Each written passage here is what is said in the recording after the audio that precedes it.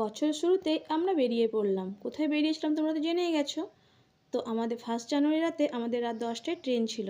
তো এক এক করে আমরা স্টেশনে পৌঁছে গেছি। আমাদের টিমে ছিল 22 জন। তো দেখো আমাদের ট্রেন ঢুকে গেছে। আমাদের ট্রেন ছিল বিভূতি এক্সপ্রেস। আমরা এক এক করে ট্রেনে উঠে পড়লাম।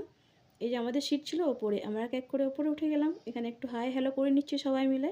এই করতে করতে প্রায় রাতটা পেরিয়ে গেল। ঘুম তো হয়নি কারোর, তো রাতটা বেশ ভালোই কেটে গেল। এই করতে করতে যখন ঘড়ির কাঁটা 5টা বাজে তখন উঠে পড়লো রামপিয়ারির চা খেতে খেতে আমরা পৌঁছে গেলাম বেনারসে। বেনারসে ওয়েদার দেখো, আমরা যখন নামি তখন বাজে 10টা, কিন্তু মনে হচ্ছে যেন ভোরবেলা। মারাত্মক ঠান্ডা ওখানে। তো স্টেশনে নেমে আমরা এক এক করে দেখে নিচ্ছিলাম সবাই ঠিকঠাক নেমেছে কি না। তারপর আমরা বেরিয়ে পড়লাম স্টেশনের বাইরে। বাইরে বেরিয়ে যে যার মতো ফটো ভিডিও তুলে নিলাম। অটো নিয়ে চলে এলাম হোটেলে। হোটেল জ্যোতি হোটেল, বুকিং নাম্বার দেওয়া রইল। যদি কারো মনে হয় বুকিং করে আসতে পারো। তো এই যে আমাদের রুম, হোটেল জ্যোতি। 3 সাইজ বেড আছে বসার জন্য, 2টো চেয়ার, একটা টেবিল আছে। বেশ বড়ই রুমটা। হোটেলে ফ্রেশ হয়ে আমরা বেরিয়ে পড়লাম লাঞ্চ করতে, কারণ যেহেতু সবারই খুব জোর খিদে পেয়ে গিয়েছিল। লাঞ্চ করার পরে আমরা চলে গেলাম দশাশ্বমেধ ঘাটে।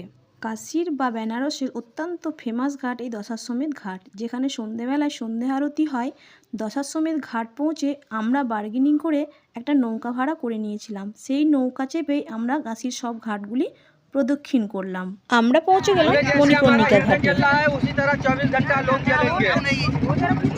भगवान यहाँ पे प्रकट हुए, बोले कि ये प्रभु आपने कैसे शराब दे दिया, यहाँ को मानव सृष्टि में खत्म हो जाएगा। तो भोलेनाथ बोले कि जो मैं शराब दे दिया आपस नहीं ले पाऊंगा, लेकिन ये शराब है, यहाँ पे मरने के बाद 24 घंटा लोग जलते रहेंगे। यहाँ पे 24 घंटा लाश जलता है। हाँ, और ये मणि और कड़ी गिरने से घाट का नाम हो गया मणिकर्णिका घाट। टेढ़ा हुआ है, माँ के शराब से मंदिर टेढ़ा हो गया है। पानी के किनारे है, माँ के शराब से मंदिर टेढ़ा हो गया। ঘাটের সামনে এসে নৌকা থেকে প্রদীপ ভাসিয়ে আমরা ঘাটের সামনে চলে এলাম আরতি দেখার জন্য।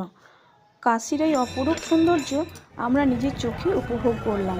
আমাদের সাথে সাথে আপনারাও কাশীর এই ঘাট আর এই ঘাটের সৌন্দর্য উপভোগ করুন। সবাই ভালো থাকবেন, সুস্থ থাকবেন।